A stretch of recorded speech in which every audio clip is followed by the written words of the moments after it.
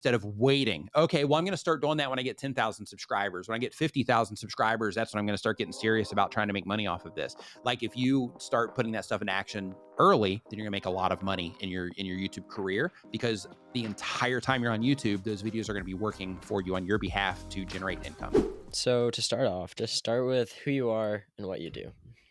Okay. I'm Nick Nimmin. I teach people how to thrive on YouTube by sharing the tools, information, and resources they need to succeed on the platform. Nice. Now, how did you get into the whole YouTube space and content creation? So for me, I actually went to YouTube as a solution. So one thing that I was into previous to YouTube is internet marketing. I also was doing design work and all kinds of, freelance type things like that. But at the time that I got into internet marketing, I noticed a lot of people were talking about YouTube and how effective it is for collecting email addresses.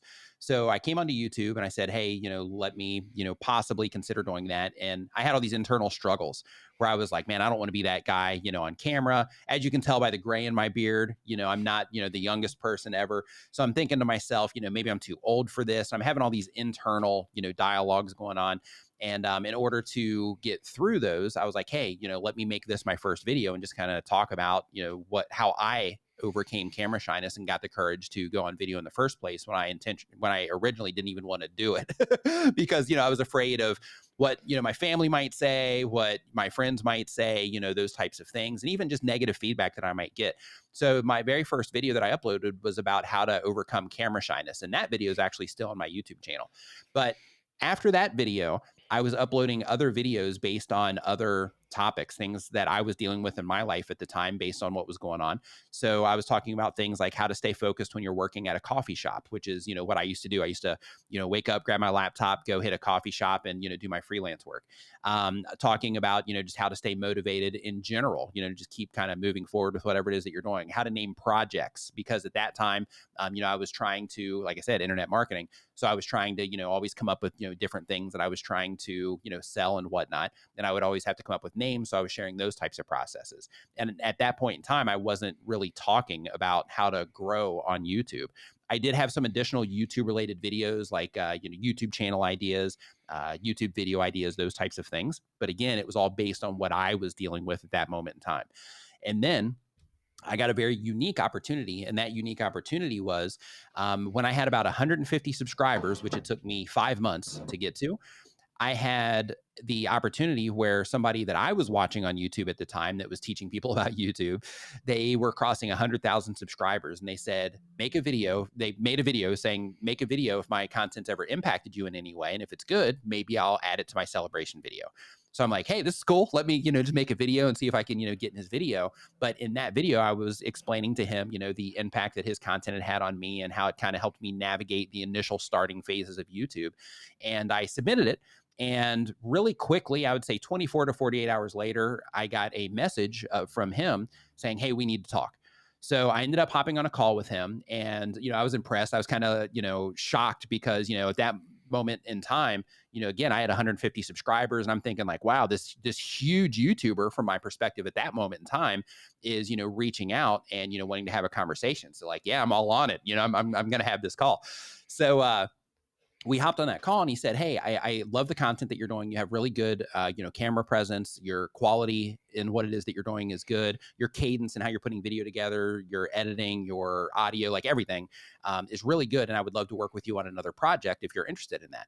So I took that opportunity. I left the channel that people currently know me for, and I started working on another channel called All Our Questions, which is still on YouTube. And on that particular channel, that's where I really caught the bug for YouTube. So any content creator that's listening to this, there's that time in your journey where you're like, yeah, this is it. I'm all in. That channel was that moment for me because I was being mentored by somebody that knew what they were doing. So that helped me get results, quickly, because all this stuff is just a process, but that helped me get results quickly. Plus I started noticing, hey, like I've got people that keep coming back and watching these videos, and I've got people starting to send me emails and, this type of thing. And it really got me hooked on the community aspect of YouTube.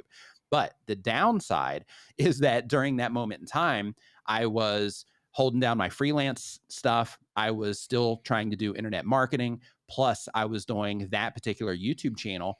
And at the time, the advice that he gave me when we first started the project was make sure that you're pacing yourself. make sure that you're only uploading enough that you'll be able to sustain for a long period of time, because YouTube it's a marathon. So I'm like, okay. And then I went all in and started, overdoing what I should have done.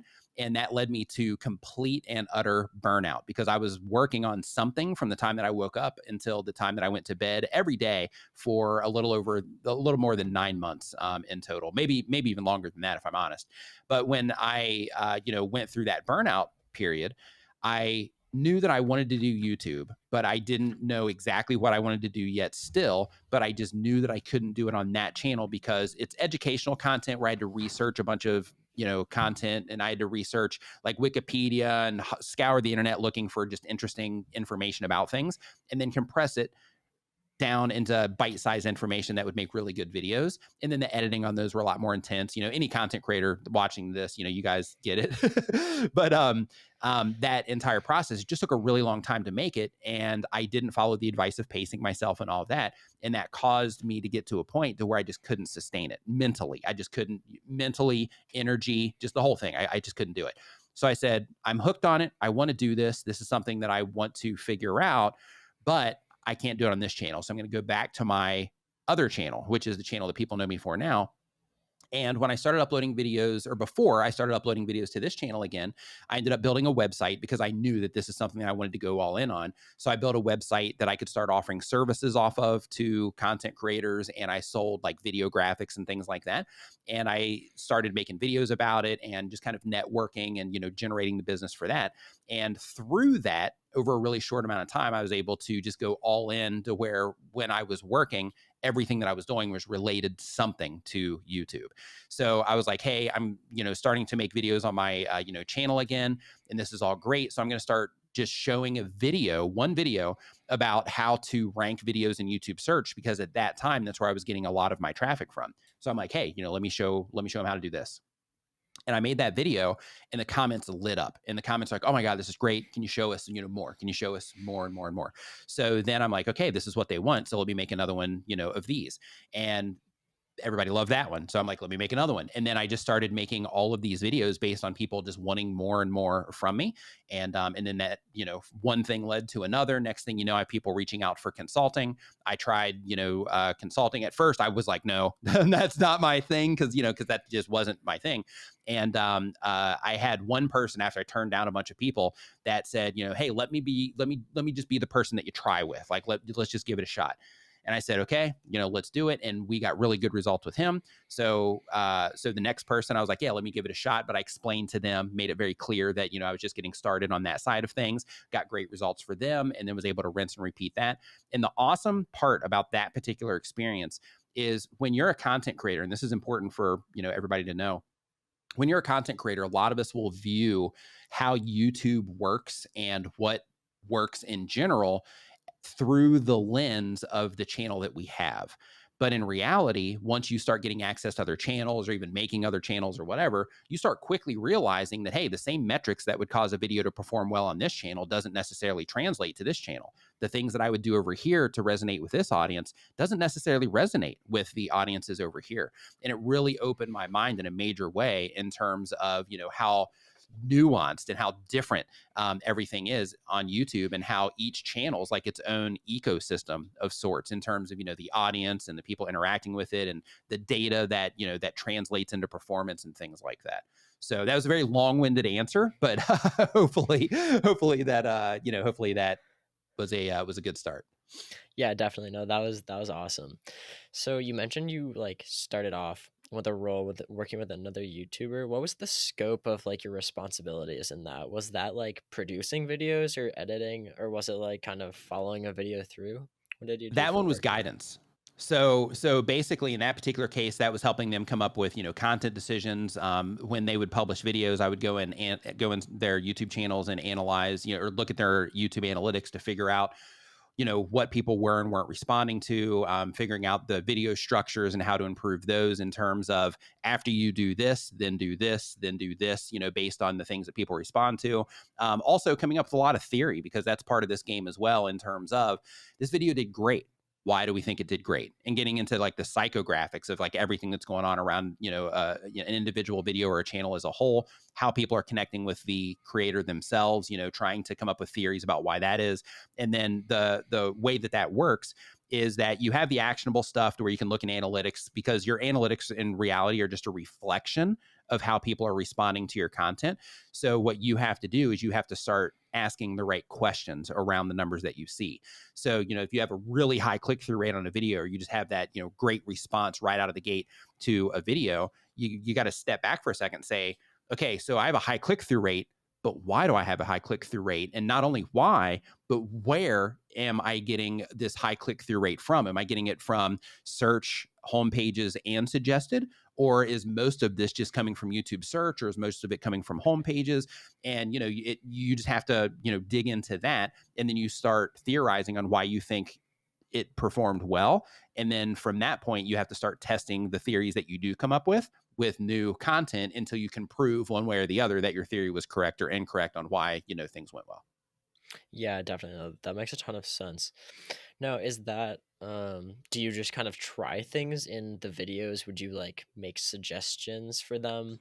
Um Yes, and be like, put this into it, and then like just kind of see where it goes from there? Is that kind of like the absolutely. process?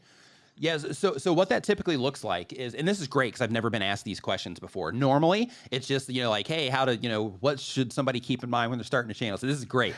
So in terms of the suggestion, so what we would do is in your audience retention reports, where you can go and you can see, just as one example, you can see, hey, people are leaving a lot during the first like 30 seconds of the video. So what you can do is you can go in, you can start experimenting with different ways to grab people's attention. So as part of my, consulting at the time, and I'm not taking any clients on any, right now. So just as a heads up for that, for anybody, listening, I might be in like 6 months or 8 months or something, but right now I'm not.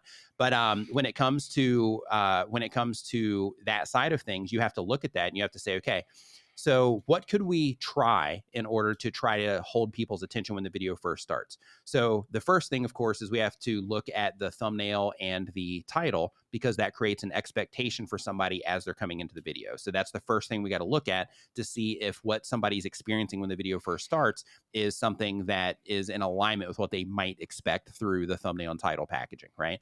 And then from there, you start, running additional experiments like, okay, let's try being on camera and telling the people exactly what the video is about, see how they respond to that. Okay, now let's try using B-roll while we have voice underneath that and see how people respond to that. Okay, now let's try having, maybe some, it was a food channel, that particular first one. So, like let's say we show some, really cool shots of the food while we just have music playing as like a little bit of a build up into the actual video itself to just kind of show them what it is that you're going to be showing them how to make and all of that.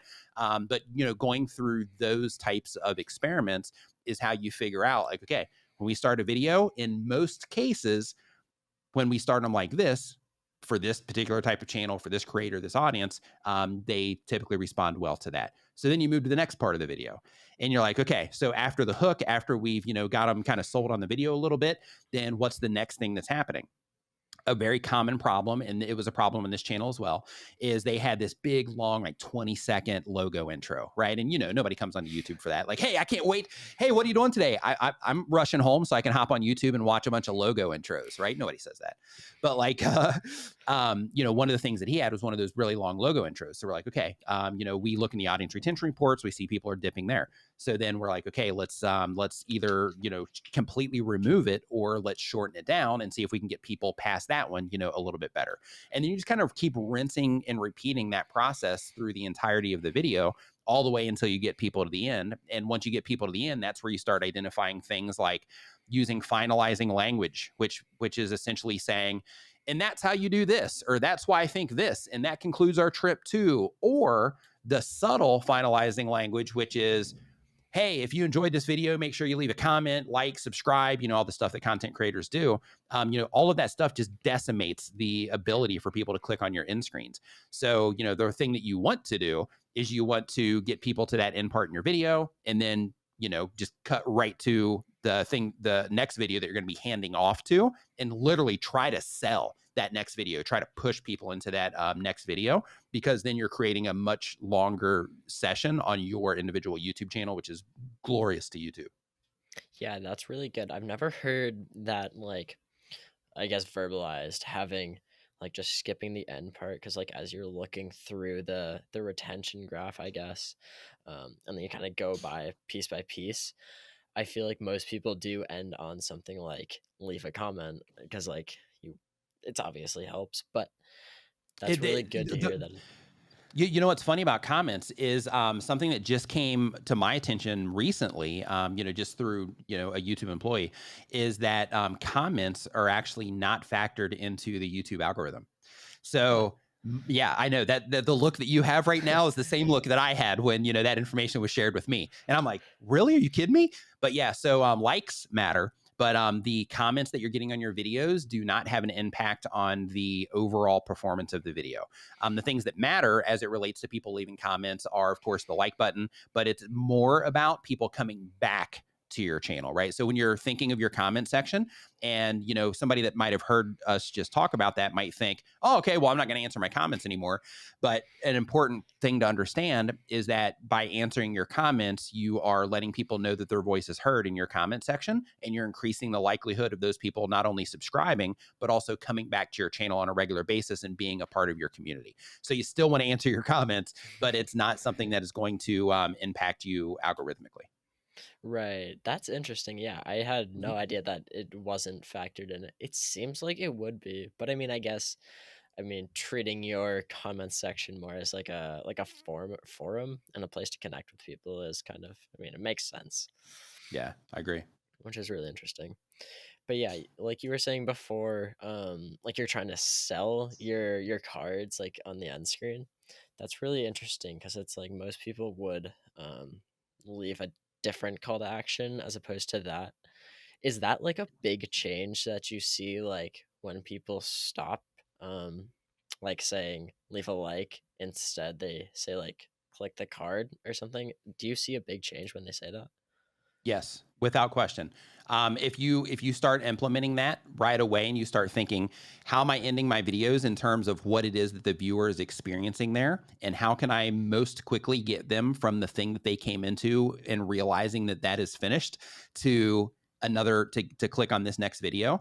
The more you focus on that, and the higher you get your in-screen click-through rate and just the complete rate of your video overall, the better your videos are going to perform on YouTube as a whole. Because when people are leaving there, then they are clicking on suggested videos, or they're clicking on something else in the interface, and they're either clicking into one of your videos there, or they're going to another video and they're leaving your channel. So when you can create, there's actually a bunch of high level stuff for this too, and we can talk about that real quick also. But basically, when somebody is watching your YouTube video and they get halfway through to YouTube, it's like, hey, they're halfway through, they must be enjoying this. But then when somebody gets all the way to the end of your video, that tells YouTube like, wow, they must have really enjoyed this because they made it all the way to the end. And YouTube is big on satisfaction. So when you can get them to click on that next video, then it's like, wow, they must really like this because they're even watching more of the content. And if you look at those metrics across the board in terms of your click-through rate, your audience retention, and you look at your in-screen click-through rate, and you start really going in and analyzing your high-performing videos, you'll notice how important getting people to click on that in-screen is. Huh. Now, is that factored into your like the YouTube algorithm, the end Yes. screen click through rate? Okay, Yeah. that's good It's to know. more it's more about continuing the session on your channel, or just getting that stacked up watch time. It's more about that than it is, trying to like trick YouTube or something like that. It's just Yeah. like if you break everything down on YouTube into like a nutshell version, everything just comes down to the viewer experience and how people are enjoying your content. And if you can, get them to identify it's something they care about through your thumbnail and title, or through your thumbnail, and then compel them to click on it through your title. And then they come in, they have a good experience with your video, and YouTube detects that. And then they watch more of your content. Like, you can't show the system anymore that people are really enjoying your content, than by creating that, or making it easy for people to follow that path. Right. Yeah, definitely. No, that makes a lot of sense, because they are trying to like keep people on YouTube as long as possible, and Yeah. the way to do that is to keep watching videos. Now, are there any like, I don't know, things that you've seen that kind of help the retention rate as you're like looking through that graph, like you mentioned? shortening like the intro sequence and stuff like that. Are there any other things that you've seen like frequently that I guess either can degrade retention or increase your retention? Absolutely. So when it comes to the intro, just to talk about that one for a second, because a lot of people will use those as like segues and things like that between their hook and the actual content. So when it comes to your intro, it's important to make sure that you are looking in your audience retention reports to see how people respond to your intro. I've seen channels where people don't skip a beat; they'll just watch it through because it's quick, it's interesting. It kind of gets them kind of pumped up for the actual video itself, and they will, those continue watching without even a 1% drop there. Then there's other channels that I've seen will lose, like 75% of their viewership during an intro as well. So the way that you want to think about this is when it comes to your video intro, a lot of people will think of it from like that video. So if they're looking in their audience retention reports, they'll see, like a 2% or 5% drop maybe in their intro or during, that time length of their intro. And they'll think to themselves like, oh, hey, not a big deal. It's 1%, 2%, 5%, this particular video, not a big deal. But when they scale that out over the course of their YouTube career or over the next year or over the next 100 videos that they make, that, 2%, 5%, 1%, it stacks up to a substantial amount of people that they miss the opportunity to connect with because it was more important for them to shove their logo in their face instead of, just respecting their viewers' time and creating a good experience for them.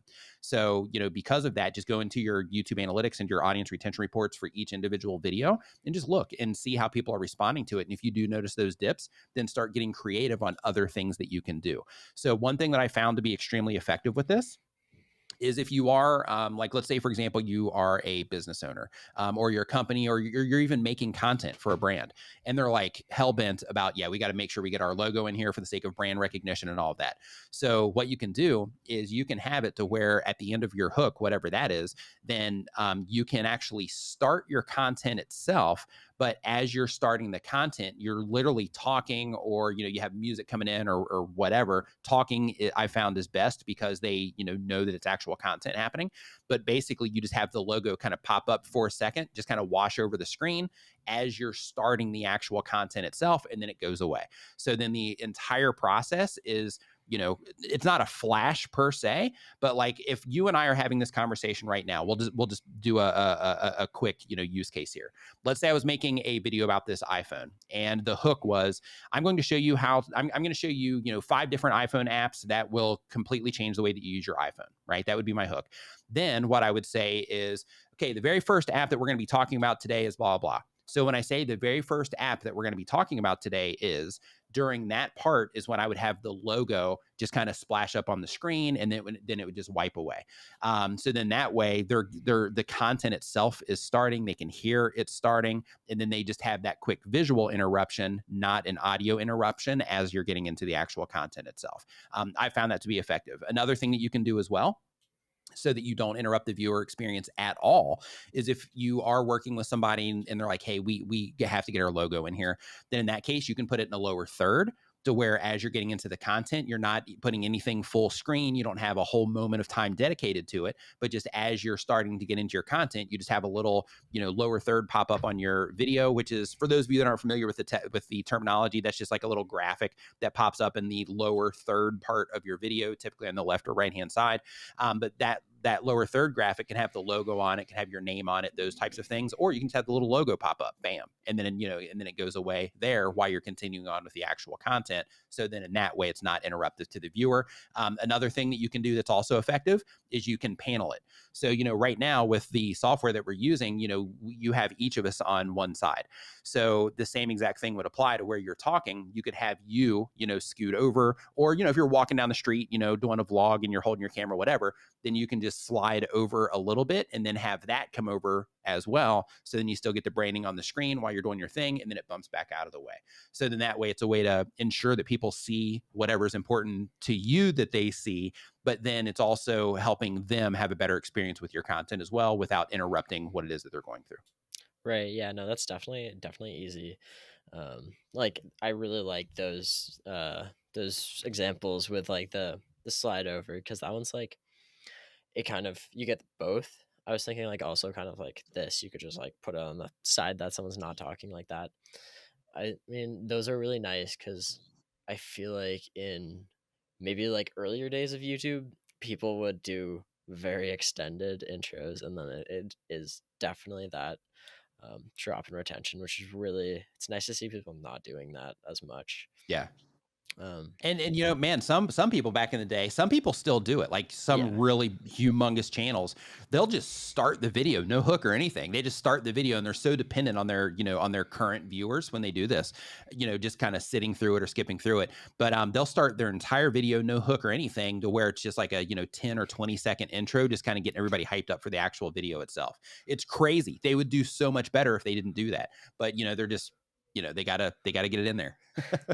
yeah, it's so strange to me. There are some really cool intros though out there. I've seen a few that are like almost like motivational videos, but it's like a, I don't know, 5-second intro, which is like, it's an interesting concept doing that. I don't know how that would compare to like doing nothing though. I don't know. What do you think about that? Well, the nothing part usually is the best because it's more reliant on the viewer experience than it is, trying to get your logo out there. So, anytime that you're prioritizing the viewer experience for anything, it's a win. Yeah, that's definitely true. Now, I want to get into your channel a little bit. You do mostly live streaming, right? I don't. So Oh, really? recently, I'm going through a moment of experimentation on my channel. Yeah. So one problem that I have on my YouTube channel, because most of my videos are about different aspects of YouTube. So I got videos on there about, live streaming with StreamYard. I've got videos on there about, using all the different YouTube tools. I've got videos on there about how to, get subscribers. I've got videos on there about how to get views, a bunch of those. I've got videos on there about some nuances as well. Like, for example, when you're asking for subscribers, how to do it properly, videos about how to start your videos, how to end your videos, all of those things. But I've got over 500 videos on that particular channel. But recently, because of the nature of my content, it's a very transient niche, which means that when, because I target newer, mostly content creators. So because of that, when somebody comes onto the platform, they get introduced to me, they go and they see my videos page and like, oh my gosh, this is like all the stuff I want to know. And that's great for a period of time. But then once somebody gets familiar with the content, they learn all the best practices and they learn how to do the stuff, they can move on. They don't really need the content anymore unless they come back and hang out in one of my live streams that I do every Saturday at 9 a.m. Eastern, for the plug there, where I answer questions for like 3 hours straight. But in most cases, though, well, not most cases, in all cases, what I've experienced on my YouTube channel since I've been doing it since 2014 is that people will come in, they'll enjoy the content for a certain period of time. And then either once they start to get success, they won't watch it as much. Or once they decide not to do YouTube, then of course my channel has no value to them anymore.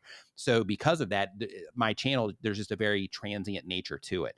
Now, because of that, I've just recently, and this is why you notice the live streaming, just recently, I was thinking to myself, okay, what can I do from a strategy perspective to, get people coming back to the YouTube channel and kind of secure the people that are, coming into the channel? So what can I do to kind of, get it at both ends? And the solution that I came up with that was to do news on my channel. So basically I have a segment that I do every Friday where I share news that impacts content creators. So it's not, news that's happening in the world. It's all like on platform stuff or, things that are happening with brands, those types of things. And my big play with that from a strategy perspective is it's kind of like the top of funnel. So, my news will introduce new content creators to the things that are happening on the platform.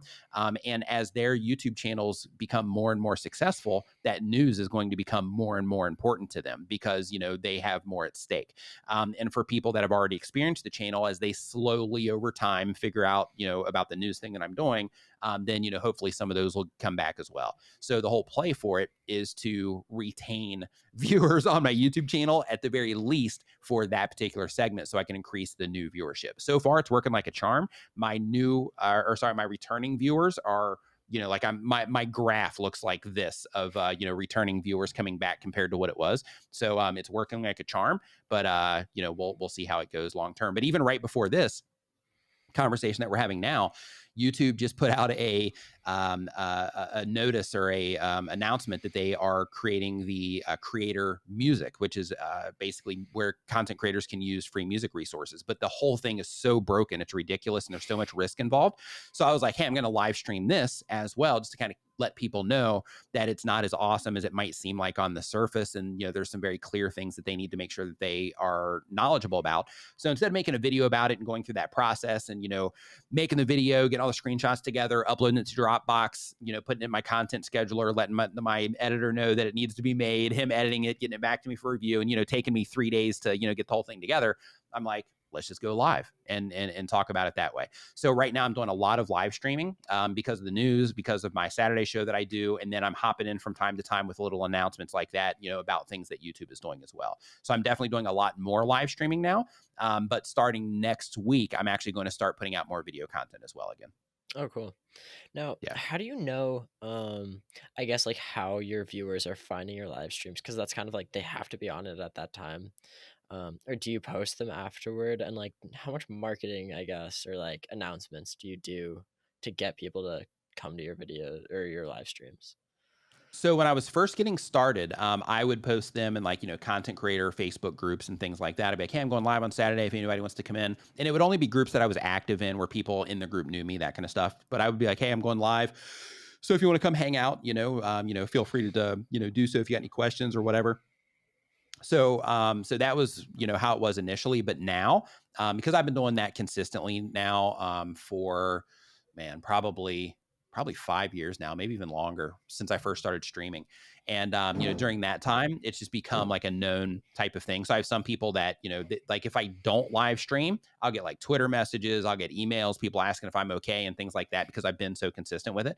But now it's more of just like a destination where content creators will just kind of come and hang out now and just kind of use it as a thing that they're listening to in the background when they're starting their Saturday or whatever. But on the marketing side, I don't really do much marketing for it. I just kind of let the show itself carry the weight. Like the real reason that I do that particular live stream, like the news, I'm doing that to, grow the YouTube channel. But for the live stream, the one that I do that's for 3 hours, that particular one, the entire thing is Q&A. Unless I have a guest on, then, we'll reserve the last hour and kind of help or have that person help me answer questions.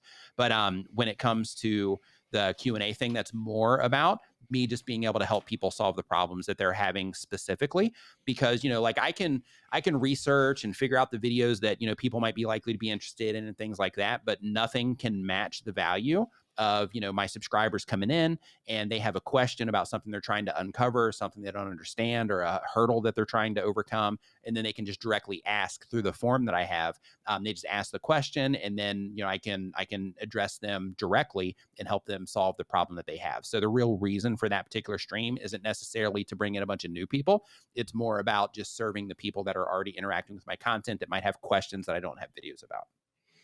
Yeah, definitely. No, that's a good format because it's like, I don't know, it's very interactive with your audience, which is really, I mean, that's always a good thing to interact with your Yeah. audience. That's really how you build a community. It is. And really, when it comes to the live streams, man, like like I look at my live stream that I do, my Saturday live stream is like a really big part of my brand and my personal brand and what has helped, a lot of people notice me because, the live streams, like when you make video content, you can polish everything. If you make a mistake, then you can go back and fix it, not a big deal. But when you're live streaming, especially when you're answering questions on the fly, it really, it just shows that the stuff that you're talking about, that the subject matter. And because of that, it's gotten me speaking engagements, in all these different places. It's gotten me, literally trips. Like I had 2 years in a row, I had a company in Armenia, it's a media company there, bring me over to Armenia to teach a bunch of young Armenians about YouTube and how they can thrive on YouTube and all of that for a week, for each time. So, the live stream has brought those types of opportunities because it gives me the opportunity through serving, right? Because serving is where you always win, but it gives me the opportunity through serving my community and answering their questions specifically, to demonstrate my knowledge of what it is that I do, which then helps people that are participating also be like, yeah, hey, let's reach out to this person because they clearly they clearly understand the subject matter. Yeah, that's really true that you have to like, I don't know, it's kind of hard to get that proof sometimes that you do know what you're talking about, but it It is is. like so important. I guess you've kind of just developed that over time, just learning and then creating content, and then people realize that you really do know what you're talking about, right? Yeah. And still learning, man. Like all this stuff, it's changing so fast. Like when I started the news, I did a 1 month where I was like, hey, I'm going to just make sure that I have enough information coming out from YouTube that I'll actually be able to sustain this. And from when I started, it's just been like a waterfall of updates that YouTube's making, and like all this different stuff that's going on, that's made it possible for me to do the news. So in terms of the learning side of things, I think that when we stop learning, we become stagnant, and because of that, I think that all of us as content creators, we're always learning because this whole landscape is evolving very rapidly. Yeah, it is definitely. Now, how do you like I mean, I guess just being involved in it is like a good way to keep up, but do you have any other ways that you keep up with the landscape? Because you do seem to be very plugged into it. For me, it's basically just keeping up on anything that YouTube puts out. I'm in contact with people that work at YouTube that can get me some information as well. In addition to that, I have my own personal experience. I have the experiences of people that I've worked with in the past that will also send me information, and that will hit me up and be like, "Oh, hey Nick, I was experimenting with this, and look what I found out." Like those types of things. So basically, I just have information coming in from a lot of different sources, in addition to just the publicly available stuff. Like if you just go to Google News and type in YouTube, then you're going to get all kinds of different things that YouTube is currently working on in different aspects, and Google as well. Yeah, right. That makes sense.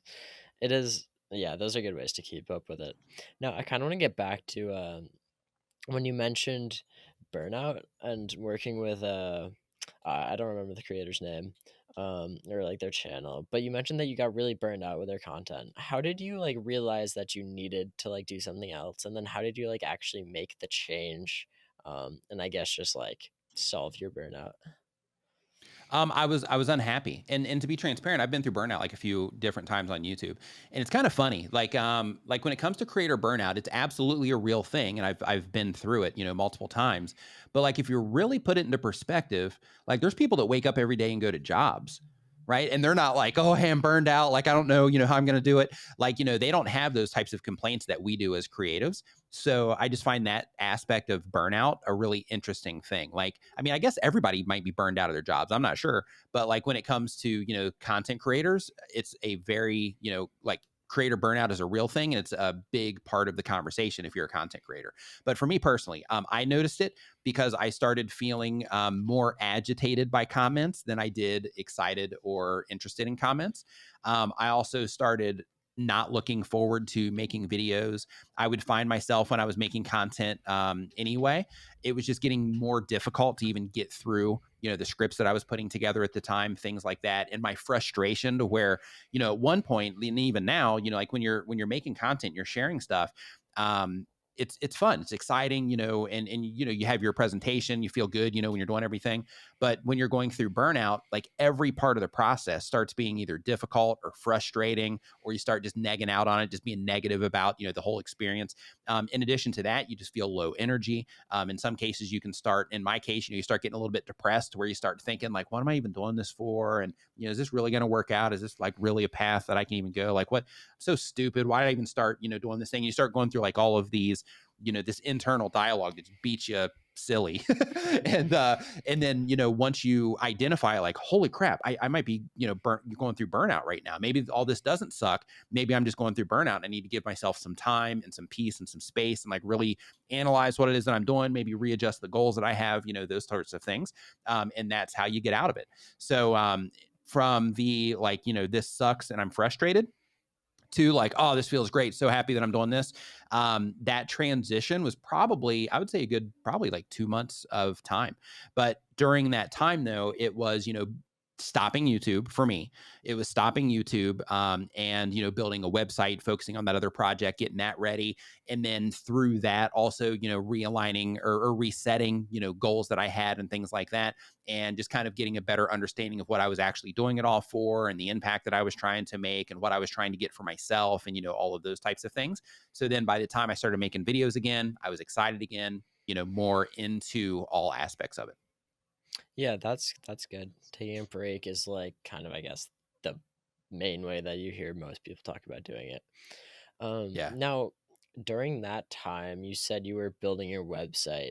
Were there any other projects that like kind of helped you through that? And then also like, did you maintain like in streams of income, or did you have like passive income, or like how did you support yourself through that? So, and at that moment in time, part of the reason that I burned out is because I was working on that YouTube channel. And when I wasn't working on that YouTube channel, I was also doing my other business of all of the design stuff and internet marketing.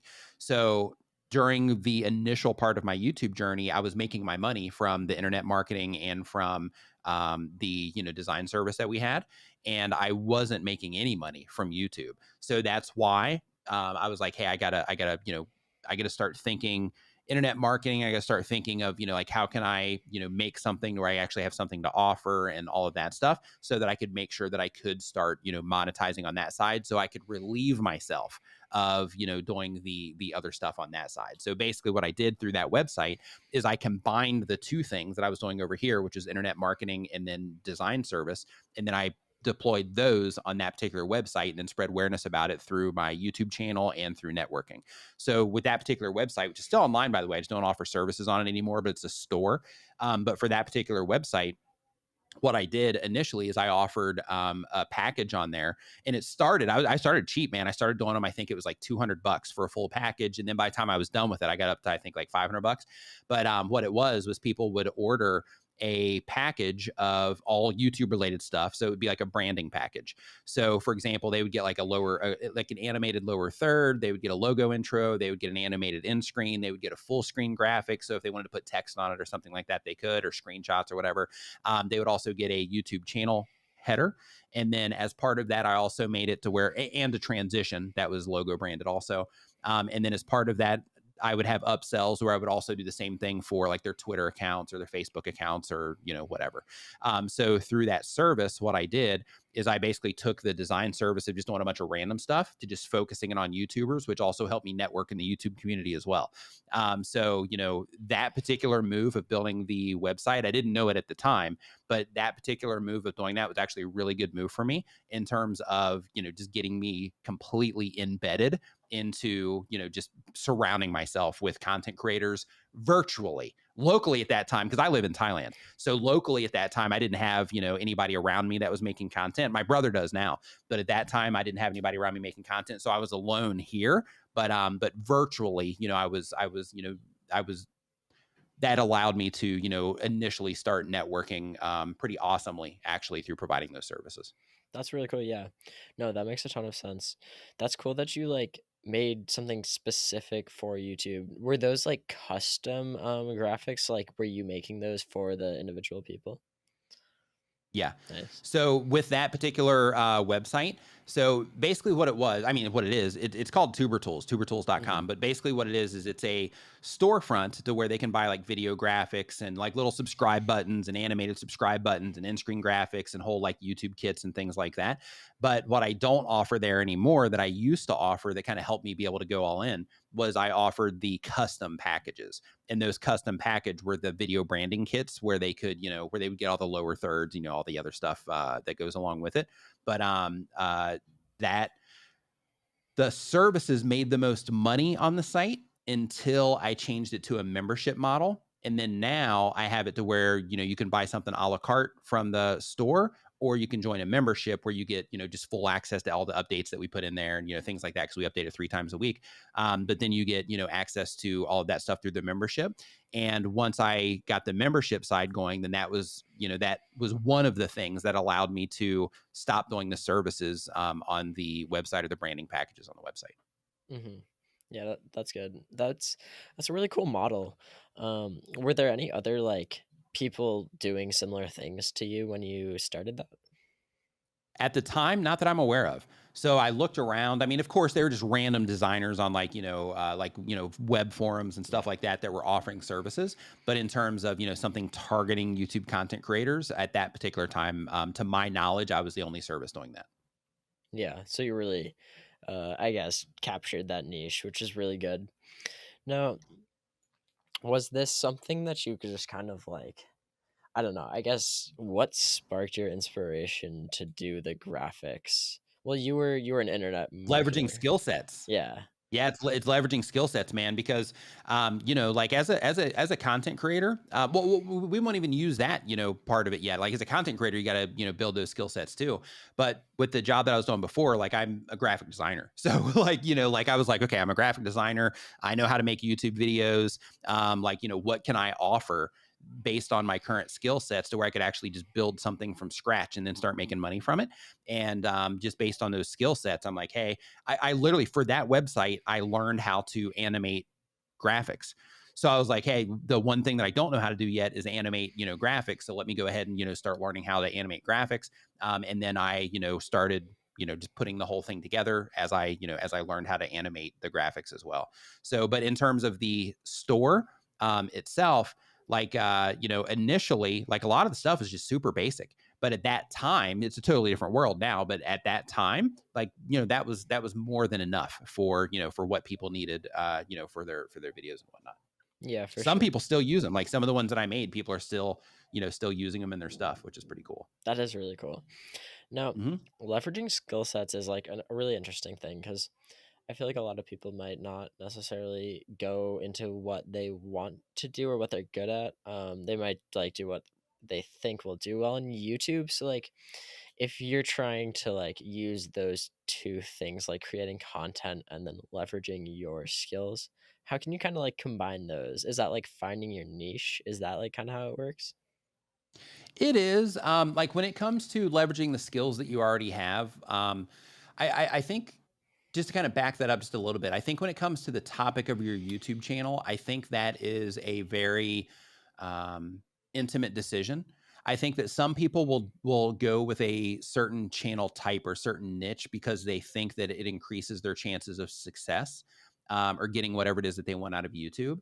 But then I think that there are other people that will, start channels just based on like, hey, this is what I love, so let me, share, whatever about that. And I think for the people that start it based on, hey, I'm going to do this for the purpose of, success because this is what typically works well on YouTube. For those people, I think that when you first get started with that, you'll be pumped, you'll be excited about it, because it's all new. You'll be in that honeymoon period. You'll be like super pumped up. But then once you become known for that, um, that'll start to get to you. I would say in a lot of cases over time, where if your heart's not in it, it's going to quickly start showing that your heart's not in it. And I think it's going to be reflected in your content. It's going to be reflected in your mind state. It's going to be reflected in the joy that you're getting out of what it is that you're doing. So, using myself as an example with that other channel that I started, um, I went with that channel based on the opportunity. And I had the concept already before we even like talked about it. And I thought, hey, it'd be cool if there was a YouTube channel, doing this. And I had the name for it and all of that. And but it wasn't something that I was interested in enough to go ahead and do it. Right. I needed that push from him to actually do it. So what I actually enjoyed was the stuff that I started the YouTube channel about in the first place, which was, just sharing how to overcome the problems that I was having at the time and, those types of things. So it makes sense to me. And I didn't really think about that until this conversation, actually. It makes sense to me that I burned out on that other channel because I wasn't just super passionate and super pumped out about the content that I was sharing. It was great and I was excited about it for that period of time. But then after I settled in and I started, just doing the routine, that's where everything started falling apart. And then when I came back to my current channel, and I had the new plan for that and all of that because I just like making the type of content. I like teaching people stuff, which the other channel did too. It was just a different type of stuff. Um, I've gotten much more joy out of the content that I create there. So I think that if you start a channel for the wrong reason, again, short term, fine, might do awesome. But long term, depending on your personality type, some people it won't impact at all, but depending on your personality type, if you're not the right person to, to be like, hey, I am going to do that because it increases my chances of success. All I want is to succeed and I'll do that at any cost. If you're one of those people, then, that might be the path for you. But if you're not, you might want to make sure that you are making content about something that you are passionate about. And the reason for that is because when you first get started, you might not see it this way, but as your YouTube channel grows, it becomes like your subject matter becomes something that you obsess over. It becomes something, and it doesn't matter. It doesn't matter if you're vlogging. It doesn't matter if you're making videos like I do. It doesn't matter if you're showing people how to cook food. It doesn't matter if you're gaming. Like, it doesn't matter what you're making. Like, if you are, passionate about it, like, you're going to be pumped up to like go in and do it. You're not going to have to try to motivate yourself. You're just going to want to do it because it's something that you enjoy, and that's great for your mind state, and it's going to make you feel awesome. But it's going to be something that you're going to be able to sustain for a really, really long period of time because it is something that you enjoy. So when you are, considering, which path to take, I definitely would lean on, passion or interest first. But within that, I also understand that some people are in a situation like I was, to where you're coming to YouTube as a solution to something, because I was wanting to get out of those other, businesses, but I was just, I just didn't have a clear path because I didn't even understand the potential on YouTube at the time.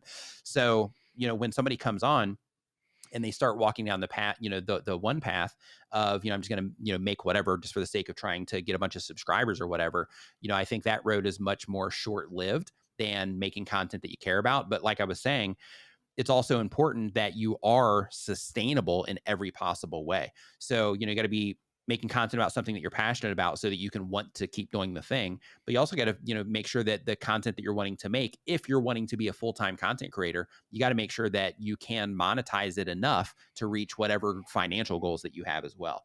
So, when it comes to YouTube ads, you can make a substantial amount of money through YouTube ads if you're getting crushed with traffic. But if you, depending on your content type, you can make a boatload of money through other monetization methods without even having to get a lot of views on them. And because of that, it's important to make sure that whichever path that you decide to take on your channel, that if you want it to be sustainable long term and to help you go full time faster, that you are at least researching out of all the things that you're interested in, break down like, okay, out of all the things that I love to do, I would love to make a video or love to make a channel about these like 3 or 4 things, and then start researching monetization options. And by doing that, what you're going to do is you're going to ensure that your future as a content creator and your ability to generate, a substantial amount of money from what it is that you're doing, you're ensuring that that's going to be done at the most likely highest level in terms of actually being able to see it through. If you do also pick or combine your passion with something that is, a little bit more easy to monetize. So as an example of that, gamers, right? So with gamers, if you get crushed in views, right, you're going to do awesome. But one problem that a lot of gamers have is, alternate monetization options outside of crowdfunding. So because of that, a lot of content creators will put all of their eggs in the YouTube basket in terms of like, okay, I'm making ad money, I'm making super chat money, I'm making membership money and all of that. And it's awesome. Like, we're crushing it over here. But then they get, a couple of copyright strikes or a copyright strike, whatever, their monetization's down for a little bit. The impact that that has is substantial compared to if they had diversified the way that they're monetizing through the research that they did before they started the channels and all that. Then that would open them up to where it's like, hey, my YouTube money went down. It sucks. I'm losing a ton of money right now until, they turn it back on. But I've got these other things going to where I can still continue to, live my life without having to like really stress out about, losing the monetization on YouTube. Right. Yeah, no, that's so true. You do have to like continue that sustainability because like for most people it's a long-term thing as opposed to just a short-term Yeah. thing. Now, what are some of those alternate I guess methods of monetization? You mentioned AdSense and then super chats and that kind of thing. What are some others that might be like Yeah, so on platform, we'll just kind of group all of those into one, which we'll call on platform monetization. That is your AdSense, that's super chats, that's super thanks, super stickers, channel memberships. They've got courses coming in the future where you're going to be able to offer courses. On platform, I would also look at merch as one of those as well. Anything that you can connect to your YouTube channel, like a direct connection or on platform, I look at those as on platform monetization. So you have that. In addition to that, you have fan funding in general, which you can do through YouTube memberships, which again would fall under on platform, or you can use a service like Patreon, which has recurring memberships, which is if you're trying to get money fast, doing things that are recurring will always get you money fast. Because if you send somebody to that thing, like let's say your Patreon, for example, if they sign up on Patreon and they are supporting you over there, since it is a recurring service, that means as long as you're giving them content that they enjoy and you're interacting with them over there, they're going to stay paying as long as they're able to, or as long as they're into what it is that you're doing, or as long as they are receiving the value that you think that you are giving them, they're going to stick around. So because of that, that compounds very quickly. Once you get like 100 patrons in there, you can be making like a decent amount of money based on the different tiers that you have. I have a friend of mine here in Thailand. He talks about cryptocurrency, and on his Patreon alone, I think now he's making like $70,000 or $80,000 a month, just off of Patreon. That doesn't include all the other ways that he monetizes. So when it comes to crowdfunding, you can make a substantial amount of money, with that. But it's always best to go the recurring option. So again, you can use like Buy Me a Coffee or Ko-Fi or something like that, but you have that. Next, you also have entertainment platforms like Uscreen.tv. What they are where you can essentially create your own Netflix of sorts. So let's say that you have a YouTube channel and you are doing like vlogs or some type of lifestyle content. Then what you can do is you can start a Uscreen channel. And with your Uscreen channel, you get like apps and all this different stuff that you can do.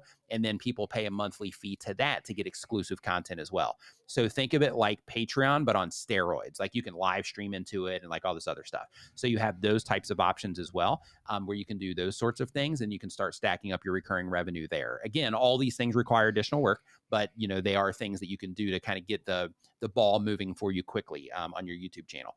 The next thing that we have is affiliate marketing. I can't brag on affiliate marketing enough. So affiliate marketing for me is one of my main pillars of monetization. So when it comes to affiliate marketing, what that is for anybody that's listening to this that's not familiar with it, is with affiliate marketing, what you do is you sign up for affiliate programs for different companies. And when you sign up for those programs, they give you a link. It's a custom link that when you share that link with people, if they click on it and they make a purchase, then you make a commission. Now, within that, there's a bunch of nuance, a bunch of different programs. For example, there's some programs to where if you're able to send a decent amount of traffic and you can prove it, they'll actually upgrade your status within their affiliate system, and they'll start working out really cool deals with you to where, like, for example, I have one video on my YouTube channel. And if you just think about this in terms of the value of the video, so I have one video on my YouTube channel that I made as a review video, like, hey, let me just make this review video, whatever. I'm getting a lot of questions about it, so let's do it. Contacted them, showed them some affiliate stats from another thing I promoted as an affiliate. They gave me a deal where they're giving me $25 for a free sign up because they understand the lifetime value of their customers and all that. So they were giving me $25 for a free sign up. So that one video that ended up ranking well in search ended up making me over $50,000. And all it was me just reviewing that particular thing. So how that worked is I made a video reviewing the product. So people that were already interested in the product were looking for information about it. So I gave my thoughts about it, showed them all the different features of it and things like that. And for the people that said in their own mind, hey, yeah, I think I'll get this, some of those people went down to the description of that video. They clicked on the link, they went to that website, and then they ended up making the purchase or just signing up for a free account to try it out. And when that happened, as soon as they sign up for it, then I get $25 credited to my account. So, when it comes to affiliate marketing, you have all kinds of different things. Other places will just give you commissions right out of the gate. So with their commissions, how it will work is like you send a sale, you get a certain amount of money for the sale. So for example, we have a product that's out. It's like an old product. It's been around for years, but they just completely redid everything. It's called Tube Spanner, and I'm working with them, on the advisory side of things, and I'm also making content for them as well. But basically, what they are doing with their affiliate program is I'm, working with them on that, trying to help them, fine tune everything. But what they're going to be doing is they're going to be giving content creators, or not content creators, but anybody that promotes that service, 50% of the sale. So there's a lot of affiliate programs that will do a similar thing. So how it works is, some people, they'll give you, 10% of a sale or 5% of a sale, but other people will give you 25 or 50% of what it is that's going on, which if you think about that, and when it comes to affiliate marketing, if you think of the value of what's going on there, essentially, if you can find 10 good products to promote as an affiliate that will give you a high commission like that, that gives you all of the benefits of actually owning those companies, right? In terms of the traffic that you're sending. It doesn't include the traffic that other people are sending, but it gives you the benefit of owning those companies without any of the headache of having to deal with employees or overhead or, what their brand messaging is, or like any of the other, complicated stuff. Like all you have to do is send traffic to them on a regular basis. And then your bank just keeps getting deposits from all these different, places that you promote. It's crazy. But like when it comes to affiliate marketing, That is a fantastic way to get your foot in the door in terms of making money from your YouTube channel. So another version of this is everybody knows about Amazon. So once your channel gets to a certain point, I'm not sure what the requirements are as of our conversation, but once you get your channel to a certain point, you can also apply for the Amazon affiliate program. Keep in mind, they pay peanuts. However, it's a way to get your foot in the door. So what they do is if you send traffic to them, even if somebody doesn't buy the thing that you're recommending or the thing that you mentioned, if they buy anything else on Amazon within 24-hour period, you still get a commission on the stuff that they bought. So because of that, just when it comes to affiliate marketing, it's a fantastic way that content creators can make easy money. And especially if somebody's just getting started on YouTube, like if you're not in the partner program yet, don't even worry about it. Just find some really good things that you can bring attention to as an affiliate. Make sure that your audience knows that you have links in the description to those things, and you can start making money from your very first video that you put up on your YouTube channel. And that's actually something that I recommend, is that as you're first getting started, like while you're working on your skill sets, once you can make some good videos that people respond to well, go ahead and start getting some monetization strategies together and figuring out exactly, how you're going to monetize what it is that you're doing, and do it. Because if you do it while you're just getting started, or like once you get the baseline stuff of making content that people respond to well, once you get that under cover, or once you get that under control, then as your YouTube channel grows, since you're deploying all that stuff, as you're getting the ball rolling, as your YouTube channel grows, your income's going to grow. So then by the time you reach 100,000 subscribers, like, you're banking, right? Instead of waiting. Okay, well, I'm going to start doing that when I get 10,000 subscribers. When I get 50,000 subscribers, that's when I'm going to start getting serious about trying to make money off of this. Like, if you start putting that stuff in action early, then you're going to make a lot of money in your YouTube career, because the entire time you're on YouTube, those videos are going to be working for you on your behalf to generate income. Next thing that we have, of course, is sponsorship. Now, for this, you got to have an established channel of some kind. It doesn't have to be huge. Depending on your sales abilities, you might be able to get a sponsor on a small channel, but in most cases, people will wait until they have some decent momentum to get sponsorships. Sponsorships are also extremely lucrative, and it's something that some content creators just refuse to do. And then some content creators actually hunger for the day that they're going to be able to get sponsorships and work with companies. So everybody has their, personal opinions on that one. But when it comes to sponsorships, that's also another, really great way to monetize your content.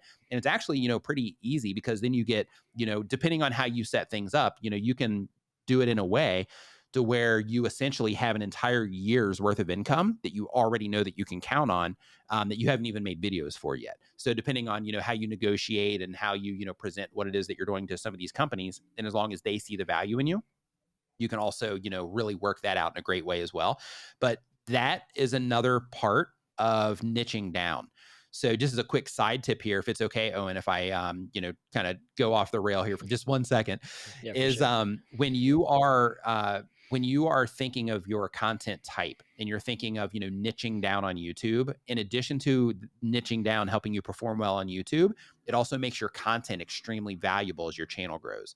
Because if you have a variety channel, you just have a bunch of random things on your YouTube channel, and a company goes and looks at your YouTube channel because they loved one of your videos, they go and look at your YouTube channel and they see you just have a big mess of content, then your audience and the people that you're reaching isn't a perfect fit for what it is that they're doing. Therefore, they're only likely to sponsor maybe a video, 2 videos, maybe 3 videos. If it does well, maybe when you make that type of video, they'll sponsor it, things like that, but it's harder to lock them into long-term contracts. But if you have a dedicated channel for a dedicated audience, and all of the content in your channel, when that brand goes to your channel, they're like, wow, all these videos are reaching the people that we're trying to reach. That's where you really increase the value of your brand, your YouTube brand, and you can really start doing awesome when it comes to sponsorships, because they see that without even having to think about it. They're like, yeah, we want to work with this person, so what do we got to do? And then that gives you tons of leverage in terms of getting longer contracts, because when you first start getting into that, a lot of people, self included, would just do like one video, one video, one video, and it keeps you on this hamster wheel. But when you niche down like that, and you're serving like a really good audience, and you start coming on the radar of, companies, or you start doing outreach to, bring attention to yourself to these companies, when they see that value, they're more than happy to work with you in longer form contracts, 3 months, 6 months, a series of videos, whatever it is that you're doing, because they see the value in what it is that you're doing.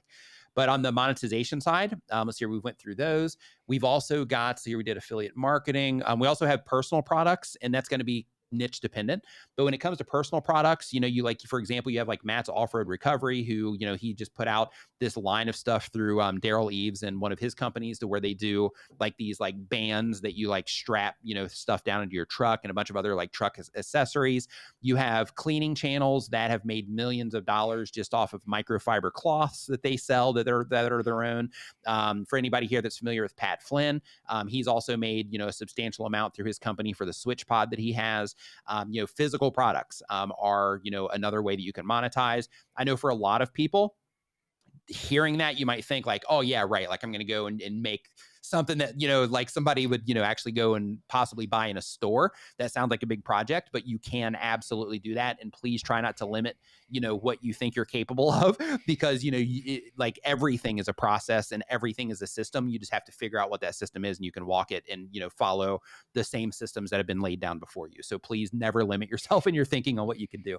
But then you also have digital products as well. With digital products, that is where, technically the Uscreen thing that I mentioned before, or any other thing like that, that could technically be a digital product, because you are putting up additional content off platform that people would pay for. So that is technically a digital product. But depending on your content type, like let's say if you're a gamer, then you could make like printable maps that people could buy. You can make printable like PDFs of like very specific things in games that people will buy. You can make, if you have a successful gaming channel, you can make I know there's one guy that sells like a PDF and a small course around how he built his gaming channel that he makes a lot of money off of. You can do those types of things. If you are a cooking channel, then you can sell recipe books, you can sell aprons, you can sell anything related to, cooking and all of that. So when it comes to, digital products, I guess an apron wouldn't be digital unless it was through merch. Then I guess it kind of would be. But when it comes to digital products, though, you can make a substantial amount of money with those as well. So, for example, that website that I was talking about earlier, that would be, seen as a, digital product. So, you can do that. And then, of course, there's other opportunities that come out of the woodwork, like as you start gaining momentum and as you start coming onto the radar of people. Other opportunities come up, like the thing that I talked about in Armenia. Depending on your content type, you might get paid. Like some content creators, and this is crazy if you think about it, some content creators get paid to show up at parties. I'll say that again. They get paid to make an appearance at somebody's party. So in terms of, those types of things, like as a content creator, you might have, depending on, again, it's going to depend on the niche that you're in and the people that are watching your content and all that, but you might have, the opportunities that are crazy like that, that'll just come out of the woodwork that you had that you couldn't have seen if you planned everything out to a T. You still wouldn't have seen those, and they'll still come your way as a content creator once you start picking up momentum. That's awesome. Yeah, those are all super good. And it's like so nice to have it just all clearly laid out, because there are so many different monetization I guess methods that a lot of people don't necessarily think about or know about or feel that they can like actually do them, when most people can. So Yeah. yeah, it's good to just have it all laid out like that. That was awesome. All right, so this is getting to the end of my time. I have one question, one final question. What is one thing that you recommend everyone buy that's under $50 to just improve their life? Oh, interesting. To improve their life? Yeah, or content, anything. Meditation cushion. A Meditation meditation cushion. cushion. Yep. Buy a meditation cushion. You can get them off of Amazon. And when you buy that meditation cushion, put it somewhere where you're going to see it every day, and then commit to the practice of daily meditation for about 20 minutes a day, and it'll change your life. You won't see it coming.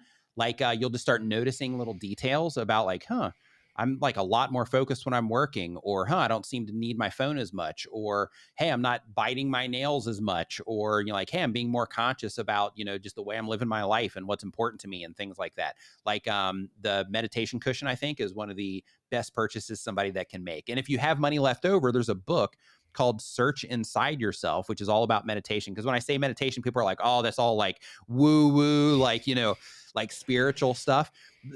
For some people it is, but there's also a science behind meditation and what it does to your brain and all of that. But the book called Search Inside Yourself, it was actually written by an ex Google employee. He was the person that actually, he was the ambassador, where if like a president went to Google offices, he'd be the person that would be like, oh, hey, what's going on? Welcome to Google, and whatever else formalities that he had to do. But he'd be like, hey, welcome to Google. And then he would take them through, give them the tours and all that. But he was an avid meditator. His parents were, and the Google CEOs allowed him the opportunity to actually start testing meditation on Google employees. So they would have like these things, and they would these like sessions every day, and then they would start tracking the employees over time, tracking their happiness, their satisfactions in their job, their satisfactions in their life, and all these things. And all of the people that went through this program, everybody, it was like, hey, my life is better, my relationships are better, this, that, and the other thing.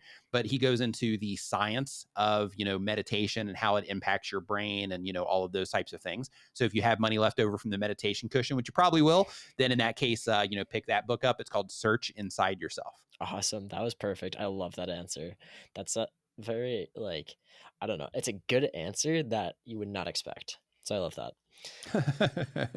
All right. Are there Yeah, any? and the funny thing is with that answer is like, anytime I talk about meditation, I talk about it publicly, I always have to put that disclaimer about the woo-woo thing. Yeah. Because I know like some people, me too, like before I started practicing that, I was like people were talking about it, I'm like, oh, another one of these, right? But now, I'm drinking the Kool-Aid now.